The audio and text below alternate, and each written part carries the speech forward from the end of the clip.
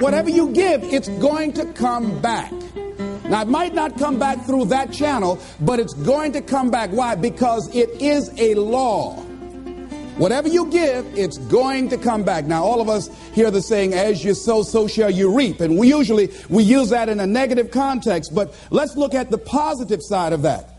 That if you sow some good stuff out here, if you make it your business, how you give your life, to give the best that you have, to give love, to give encouragement, to give help, to give support.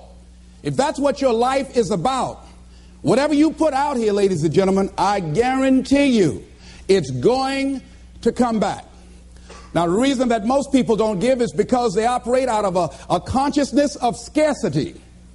They don't believe that there's enough to go around. They can't see themselves having the capacity to give. They don't believe that they have anything to offer.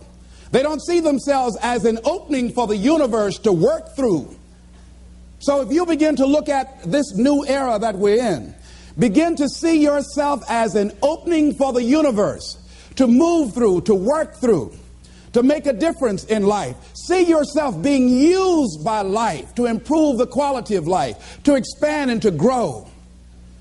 Most people have a very limited view of themselves and a very limited view of the universe, do not see their relationship to the universe, and cannot see how energy and things can flow through them. I love Gibran and the prophet.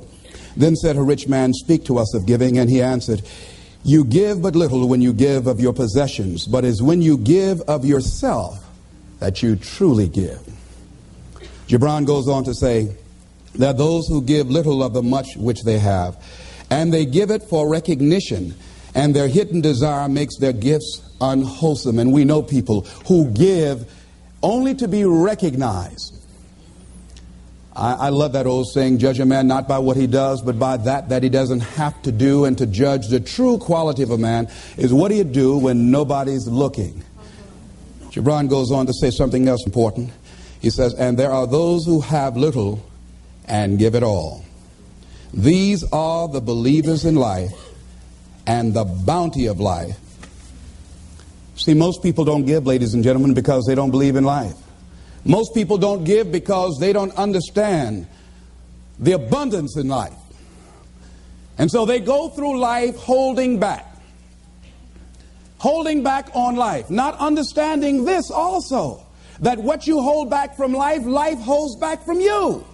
So most of us go through life, ladies and gentlemen, not giving, and we're cheating ourselves, and you're also cheating life. See, I believe that all of us have some work to do. I strongly believe that each one of us showed up to do something, that each one of us showed up to contribute something to life. And that if we don't do it, it will not be done. See, no one is going to give Les Brown's speech. No one is going to write your book. See, if you've been given something to do, and if you don't do it, what you're doing is short-circuiting the flow of the universe. See, just imagine, if you please, we had a circle and people are standing around in this circle. And let's say we were given a bucket of love. And then I pass it to the person to the right, and they pass it to somebody else, and they pass it to somebody else, and they pass it to somebody else, and they pass it to somebody else, and it comes back to me. One of the great things about giving is that as you give, you're going to receive. What we want to do is keep the flow going, keep the flow going. If anybody gets the bucket of love and stops and holds it there, all of us suffer. They've short-circuited the flow. They've stopped what was going on, the energy that was going around. See, you are part of an equation, and you are needed. Part of why we should begin to look at how we give up our lives, that we've got to begin to see, what is it that I'm supposed to do? What is my life work? And then give ourselves to that. Because as we do that, ladies and gentlemen, I guarantee you, as you begin to take on this new era that we're in, if you decide that I'm going to begin to start living life generously, I'm going to start giving more of myself, I'm going to start putting out more, contributing more to life, here's what's going to happen, ladies and gentlemen. I guarantee you that life will take on a whole new meaning for you. I guarantee you that as you begin to give more of yourself in your work, give more of yourself in your marriage, give more of yourself in your relationships with your families and friends, give more of yourself to your talent, to your vocation, to your job or your business, as you begin to set high standards for giving that which you have been given to share in the universe, I guarantee you that life takes on a whole new dimension. That you'll be happier, you have a greater sense of happiness and fulfillment in life. Now, that doesn't mean you're not going to have some challenges. That doesn't mean that you're not going to have some problems that you'll be dealing with on a day-to-day basis. No, that doesn't mean any of that. No, that will not exempt you from that. But what it does mean that now you will begin to take off on some new paths to some newer horizons. That you'll begin to see life totally different than most people. I think that's what Henry David Thoreau meant when he said most men live in quiet desperation. That most of us go through life because we're not using that which we've been given, that we are punished, that we're going through life getting up in the morning with no reason to get up. See, once you find out your purpose in life, and once you decide that you're going to live a life of sharing and giving and contributing to life, you don't need an alarm clock to get up. That you move differently. You have more life in you. But most people are walking around dead. Most people are looking lifeless. Most people find it a hard effort to smile. Most people are abusing themselves with alcohol and drugs and evading their own greatness and holding back on themselves. For years, I was cheating myself. For years, I could have been doing exactly what I'm doing right now. But I was afraid. I didn't feel I was worthy, and I didn't want to recognize that which I had been given. I had a limited view of me, and I was literally running away from me. I mean, life sometimes chases, and I say, no, we want you to do something great. No, not me. Go get somebody else. No. You're not talking about me. No. You don't know what I've been doing. No. We want you. We can just groom you and train you and get you ready. Me, yeah. Are you sure? Me, yeah. No, not me. No, I'm just down. No, I don't want to do that. See.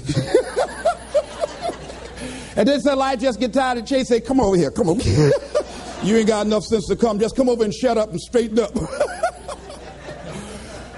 They just whip you so hard after a while, you say, okay.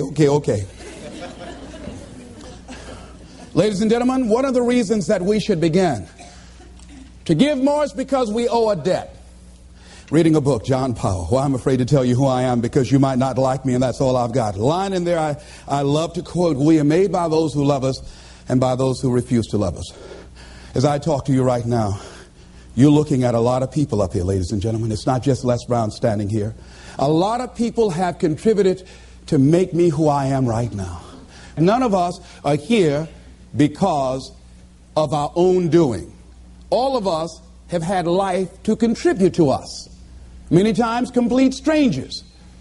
So we all have cookie people in our lives. What do you mean by cookie people? Cookie people and chicken soup people, as I call them when I do my workshops. Cookie people are people like Miss Lillian. When my mother used to whip me as a kid, and I was the bad twin, always getting in trouble, Miss Lillian would hear me screaming, and after Mama would get through, Miss Lillian would come over to the house and give me some cookies and milk. And my mama said, what you doing back there, Lillian? I'm just giving him some cookies, Mamie. And she said, here you are, Leslie. Even though you're a bad little boy, I brought you some cookies. So cookie people are people who, even when you are bad, even when you are not being who you really are, they look beyond your faults and see your needs. Even if you're a moody person and curse them out and dog about sometimes, these cookie people love you unconditionally. How many of you have ever had cookie people in your life? All right. So we all have had cookie people that the universe has put in our lives to contribute to us. The other people are the chicken soup people. Chicken soup people are people that you can call at 2 o'clock in the morning and say, I got a flat tire, will you come help me? Or my battery is not running, would you come give me a jump? Or I need some help, would you come get me out of jail? If you don't have some chicken soup people in your life, you better get some. But these are people that you can always call on to help you out. So I'm encouraging you to give a letter of appreciation to some of the cookie people in your life. Some of them might have already made their transition. Write some letters to some people who were a leg up for you, some people who contributed to you being who you are. And just say, I was just thinking over the years, I know you know I love you and appreciate everything you've been to me, but I just wanted to drop you this letter. How do you think they'll feel if they get that? Just out of nowhere, just want to thank you for how you have enriched my life.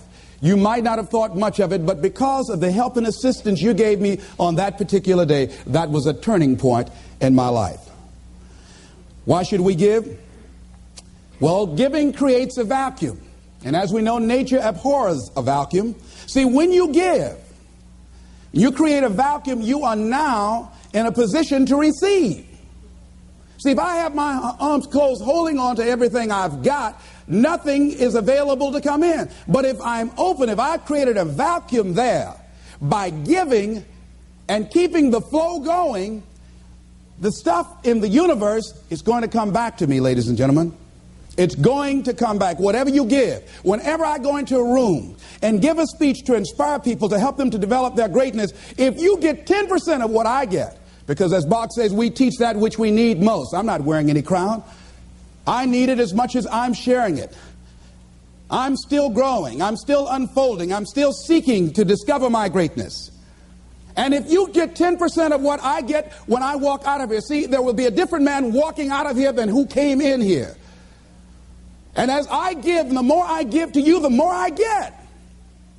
Most people don't understand that. That's a law of life. Do you know that we can literally eliminate poverty overnight? We can eliminate hunger and homelessness overnight if people understood the concept of what giving means and the power in it, about the difference that it can make in our lives. I guarantee, if you go to any rundown neighborhood and interview the people there, evaluate their lifestyles and what they're doing and what they're contributing to life, and then go in a wealthy neighborhood and talk to those people and evaluate them and check out what they're doing with their energy and their time and what they're contributing to life.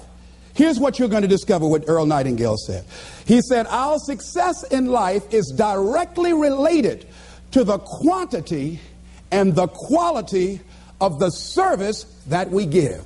I guarantee you that you will find that people who have more, people that are living the abundant life, are the contributors to life, ladies and gentlemen. They are the people that are giving more. And the people who are operating out of scarcity and poverty consciousness, these are the people that are down and out. These are the people that are complaining. These are the people that are blaming the world and everybody for where they are. But if they took that same energy and begin to invest and give something back to life. I was in New Jersey, and I had to give a political presentation to a group there that were trying to organize a community to begin to revitalize that particular community. And a guy was telling me very proudly as we were walking through a housing project, he said, the city is about to give $55 million to renovate these housing projects. I said, what a waste. He said, why would you say that? I said, let me ask you something. And the person that was standing next to him, I said, do you live in this building here? He said, yes. I said, how many families live here? He said, 6 families. I said, we walked in the door and we can smell the stench of urine.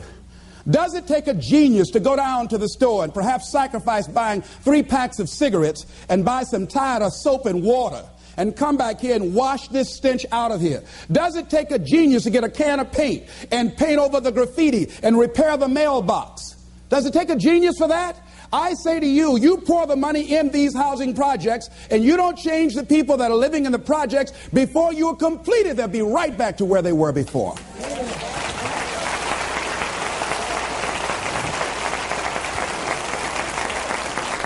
If it is to stand, and I'm not saying that there aren't situations where people need some help and assistance, but people must be allowed to contribute. I say they should pay for the paint. I say they should pay for the mailboxes to be repaired and the windows to be broken. And I guarantee if the children go outside throwing a ball, they say, don't you hit that window, you fool. You know how much I paid for that window? Makes a difference. People need to be given the opportunity to contribute and invest in life. And then life is appreciated. But if we just give, and you don't want to just give, you want to give to people who are out there struggling and making it and trying to make impact on the universe. I'd rather give to a man who's already doing it than somebody over here doing nothing and try and go over there. Man, why don't you get up and do something? Hey, listen, if you have to go over there and get them up, you have to do that for the rest of your life. So do it with those who are doing it.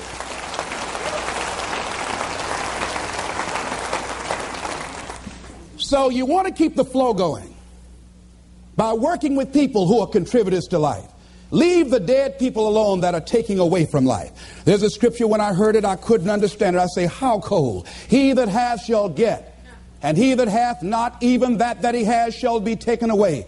I said, now that's not fair. Ladies and gentlemen, that is fair. He that hath what becomes the key. He that hath a generous view of life. He that has courage. He that hath initiative. He that hath resourcefulness shall get.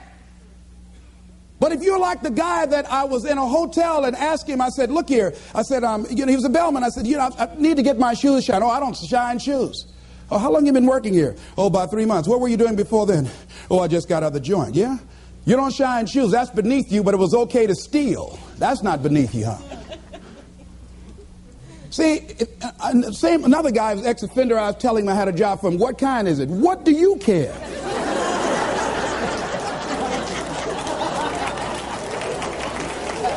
Making an honest living, not worried about somebody knocking on your door in the middle of the night. If it's cleaning toilets, you ought to be happy. See, he's a taker, ladies and gentlemen. He thinks that somebody's just going to come give him something out here in life. It doesn't happen that way. No, it doesn't happen that way. Here's something else you're going to discover in giving. Something that's very important. Give thanks. Giving thanks creates power. Give thanks for your house. Give thanks for your apartment, for your car, for your family, for your health, for your relationships, for what you have. When we focus on something, it expands. When you're giving thanks, when you're showing a spirit of gratitude for what I got, not that you're satisfied with it, but you're grateful for what you got.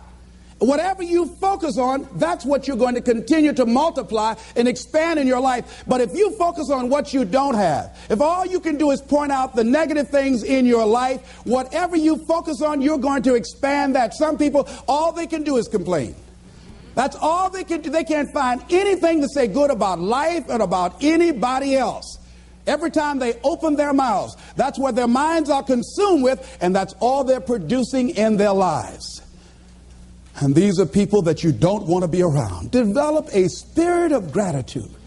I'm thankful for life. I'm thankful to be an American.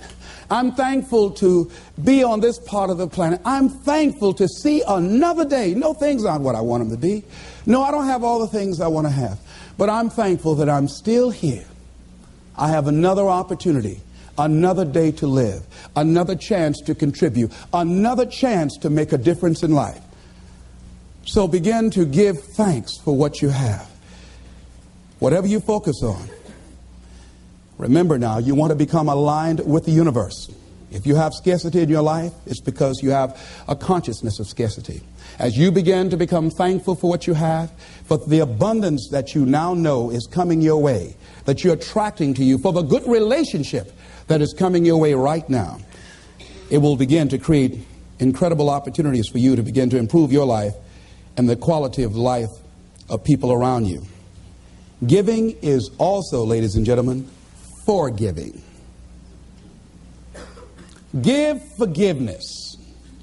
Many of us do not realize that we cannot grow, that we are blocking ourselves, we are blocking our good in the universe. We're literally standing in the way of the flow of what life has to us because we haven't learned how to forgive. We haven't learned how to let things go so we can get on with our lives. When we forgive, ladies and gentlemen, it's not for the other person. Oh, no. It's for you. It's not for them, not because they deserved it or they earned it. You're forgiving other people. First of all, you've got to forgive yourself. But when you forgive other people, it is mentally and spiritually healthy to forgive. To let that luggage go, as Paul said, forgetting those things which are behind, reaching forth unto those things which are before. Oh, we hear it, but it's hard to do. It's hard. What you have is enough. Whatever you have to give. And the more you give, the more you realize you have to give. And we all have to. There are people who made the supreme sacrifice for us to enjoy freedoms that we take for granted. Oh, none of us can feel that we have nothing to give back. Next thing is Giving empowers you. It makes you more powerful. See, the more you give to life, the more you're able to get from life. See, most of us go through life, ladies and gentlemen, feeling that we don't have enough to share, feeling that we will be depleted if we give of our resources because we don't see ourselves connected to the abundance of life. I feel very strongly that we can make an incredible difference in life. Phyllis Marx said, giving empowers you because taken to its ultimate, what you are really giving is love. Love is the motivating force behind the infinite supply of universal energy. Love truly makes the world go round. And as with anything circular, it's going, keep coming back. Phyllis is right. So as she continues to give love and hope to these people, she receives love and hope for herself and helping to begin to restructure and redesign the kind of life that she wants. We all have had experiences in our lives that if we permit these experiences to do so, we will allow them to weigh us down. If we permit them to do so, they will be luggage that will be dragging through life, holding us down, stifling our potential to give and to contribute in life. If we continue to carry all of these things, we can never be open to the love and the abundance and the opportunity that life has to offer us because we are so full with what we've got. I'm thinking about an exhibition that was held in Africa where they were trying to catch some monkeys that were a very rare species. And because they were so fast, so agile, and very fragile, they did not want to harm them. In catching them, they did not want to hurt them physically. So what they did in order to catch them, they found that these monkeys were very fond of a certain kind of nut that grew in that particular area of Africa. And what they did was that they put these nuts inside of bottles and put a rope on the bottle and held the rope from a distance. And so the monkeys would come and, being curious, see the nuts inside the bottle, would reach in and pick the nuts up. Now, what happened was that they couldn't pull their hands out with the nuts still in the bottle. And so then the exhibitioners, the hunters, would come while the monkeys are there just jumping around. All they have to do now is let the nuts go. That's all they got to do is just let, they just dancing all around. All they have to do is let it go and they can be free and run. They hold it on to the nuts and the people come and catch them. And a lot of us, that life is kicking our butt. And all we have to do, all we have to do is let it go.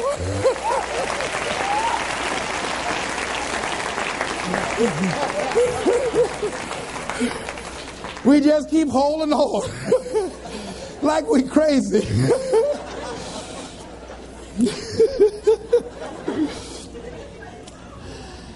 Ladies and gentlemen, giving creates energy in ourselves and in others. Have you ever helped a blind person go across the street? Or help a senior citizen? Or give somebody some help? Held the door for somebody, an elevator? I mean, don't you have a good feeling inside like, I done good? How many of you get a good feeling inside when you do something good for somebody? See, we're really giving to ourselves. See, that's really the law. When you are giving to yourself. That's who you're giving to. So you want to give yourself some good gifts. There's a principle underlying the concept of giving. The energy flowing through us as we do, that love generates abundance in our lives, and we are able to reap so much from life as a result of our giving. How are you giving up your life? Do you know, to the degree that you are giving, to that degree determines how much you enjoy life, how meaningful your life is. There are things, ladies and gentlemen, I used to do, I can't do now. That is unbecoming for the role that I have selected with where I am in my life and what I want to contribute to life. It is inconsistent. I can't do it. Even if I desire to do it, I can't do it. No, because it doesn't fit, because of my vision of myself and the contribution that I want to make to life. Because it's not enough to give the message. You must also be the message.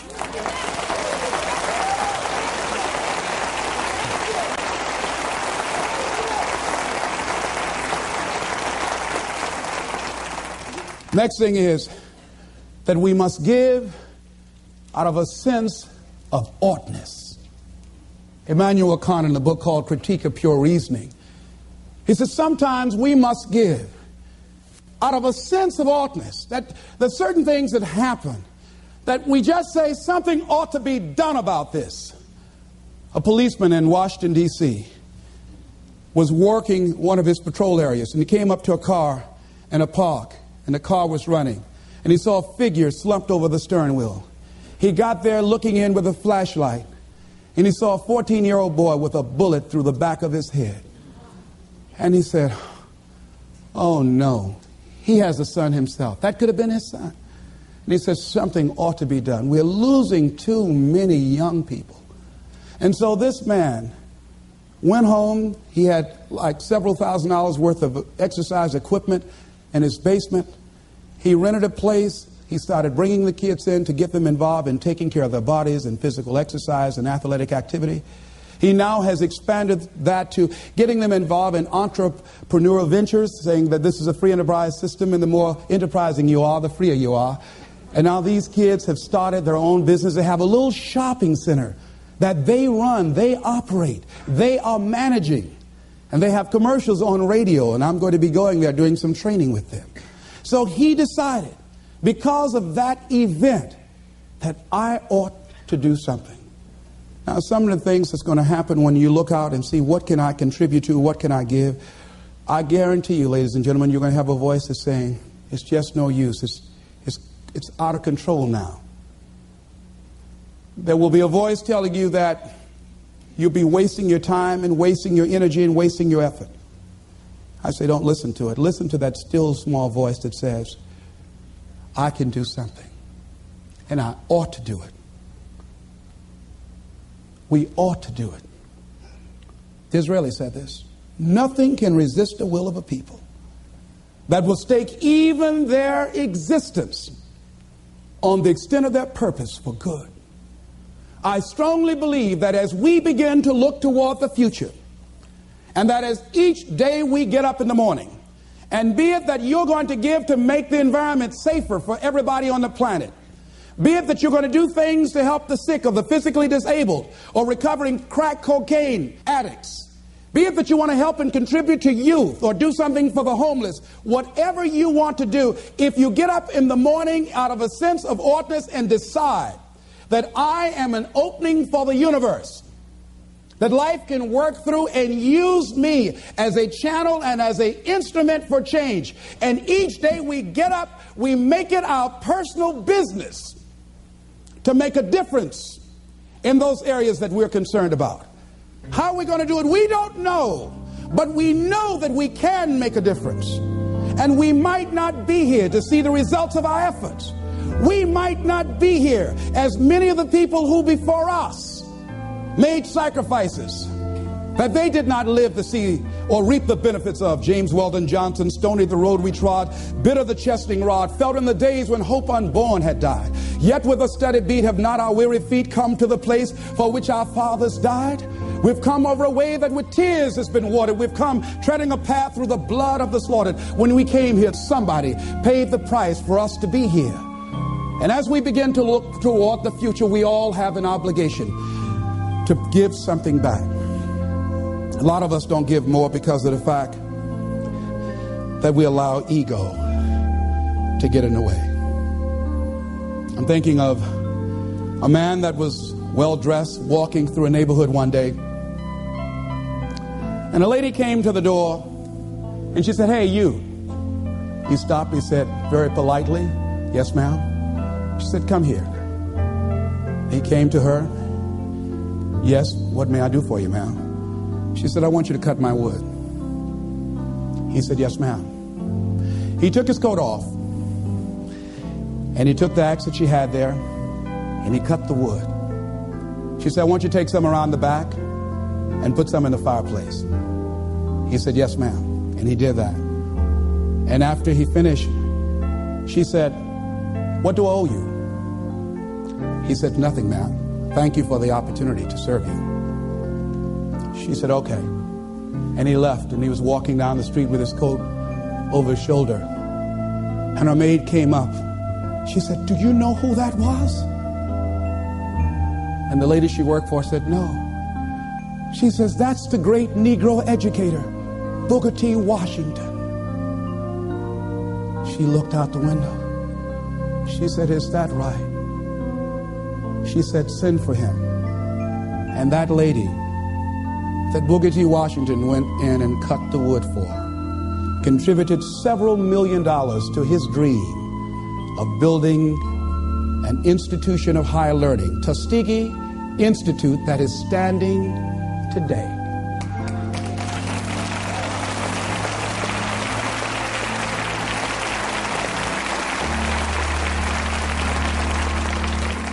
What if he had said,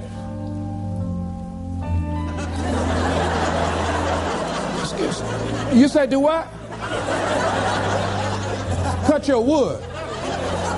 Don't even come up in here with that kind of stuff. You better cut your own wood if you wanted to get it cut.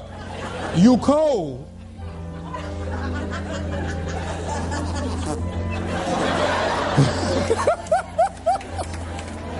He didn't allow his ego to get in the way.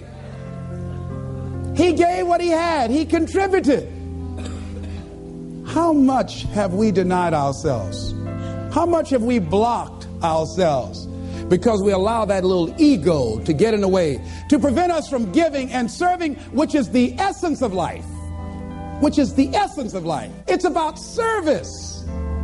And so I say, as you look out on the future, decide that you are going to allow your life to be a life of service. Decide that you are going to give more than you have ever given before. Decide that each day that you are given life, that you're going to make a difference with your life, that you're going to make a statement with your life, that once again, as opposed to sitting back feeling like a victim, that you're going to see yourself as a channel, as an opening for the universe to work through. And that you'll say to life, use me. Oh, use me. I got more to give. Use me. Repeat after me. I want life to use me. I want to give more. Share more. Be an expression of love. Be an instrument of hope. To impact our youth. To recreate their future. I'm grateful for life.